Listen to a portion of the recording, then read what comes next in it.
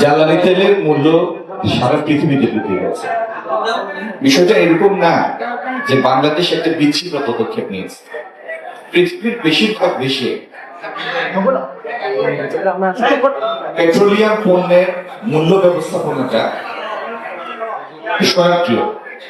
যদি আমদানির ক্ষেত্রে মূল্য বাড়ে তাহলে এটা স্বয়ংক্রিয়ভাবে খুচরা পর্যায়ে মূল্য বৃদ্ধি পায় পৃথিবীর বিভিন্ন দেশে, ভারত সহ।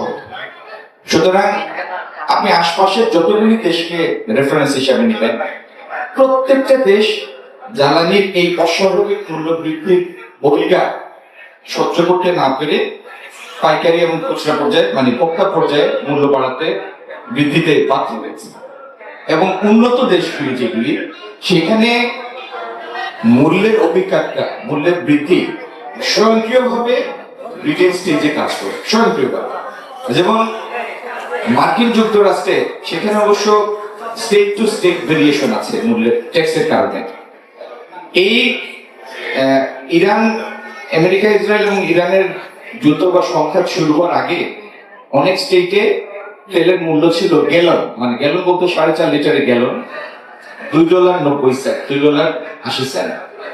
সেই $2.80-90 এখন $5 পৌঁছেছে বিভিন্ন স্টেট।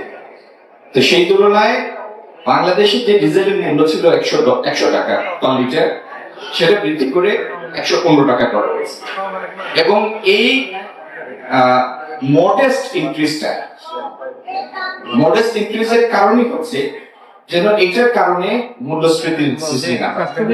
তারপরে আপনারা জানেন, কৃষক পর্যায়ে যখন সেচের জন্য পাম্প চালানো হয়, সেখানে কৃষককে যেন মূল্যবৃদ্ধির অভিজ্ঞতা তাকে সহ্য করতে না হয়, সেজন্য সরকার এদিকে বিশেষভাবে দৃষ্টি দিচ্ছে। এইভাবে মূল্যস্ফীতির সম্ভাব্য প্রভাব যেন বিভিন্ন সেক্টরে না পড়ে, সেজন্য সরকার সচেতন আছে এবং সেক্টর ওয়াইজ সেটার জন্য ব্যবস্থা নেবে।